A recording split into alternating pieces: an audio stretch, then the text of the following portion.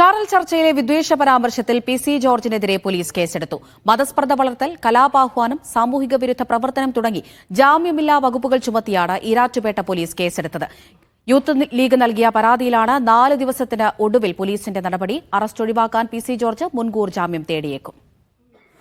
BNS 196, BNS 299, KP act 120 എന്നീ വകുപ്പുകൾ ചുമത്തിയാണ് PC. ജോർജിനെതിരായ FIR.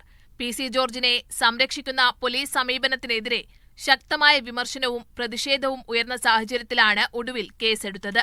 പരാതിക്കാരനായ youth league Erattupetta municipal committee president Yahiya സലീമിന്റെ മൊഴി പോലീസ് വീണ്ടും രേഖപ്പെടുത്തിയിരുന്നു. പിന്നാലെയാണ് നടപടി. Youth league, SDPI, welfare party എന്നിവരടക്കം 7 പരാതികളാണ് സംസ്ഥാനത്ത് വിവിധ പോലീസ് സ്റ്റേഷനിൽ ലഭിച്ചത്. നേരത്തെ പരാമർശം വിവാദമായതിനു പിന്നാലെ ഫേസ്ബുക്ക് കുറിപ്പിൽ ക്ഷമാപണം നടത്തി തടിയൂരാനും പി.സി. ജോർജ് ശ്രമിച്ചു.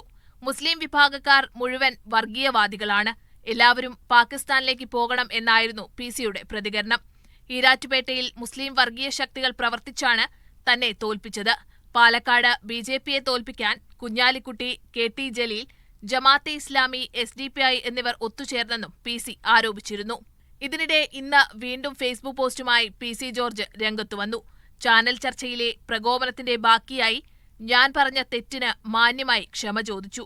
ആ പോസ്റ്റിന്റെ കീഴിൽ വന്ന് തെറി പറയുന്ന മറ്റവന്മാരെ തന്നെയാണ് ഞാൻ തീവ്രവാദികൾ എന്ന് പറഞ്ഞതെന്നും പി.സി. ജോർജ് കുറിച്ചു. മീഡിയ 1 കോട്ടയം.